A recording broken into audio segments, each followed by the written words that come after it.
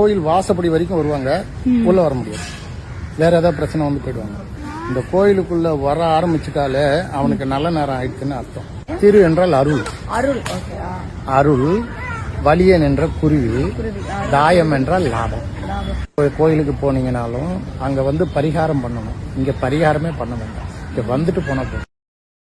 நம்ம இந்த வாரம் பாடியில் உள்ள திருவள்ளி தாயம் சிவன் கோயிலுக்கு வந்திருக்கோம். இந்த கோயிலுக்கு வர்றது மிகப்பெரிய கஷ்டம் சொல்றாங்க. நாங்க ஆனா 6 months அடிக்கடி வரோம்.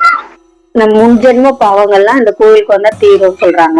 இந்த கோயிலுக்கு வர்றதே பெரிய விஷயம் அப்படின்னு சொல்றாங்க. நாங்க ஆனா அடிக்கடி வந்திருக்கோம். நீங்களும் வந்து போங்க ஃப்ரெண்ட்ஸ்.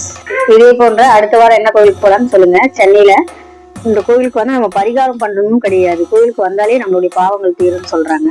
நாங்க அடிக்கடி வரோம். எங்களுக்கு நல்ல மாற்றங்கள் இருக்கு. இப்போ எங்க ஃபேமிலியில நல்லா இருக்கோம். நீங்களும் உங்க ஃபேமிலியோட வந்து போங்க, உங்களுக்கு கண்டிப்பா மாற்றம் ஏற்படும்.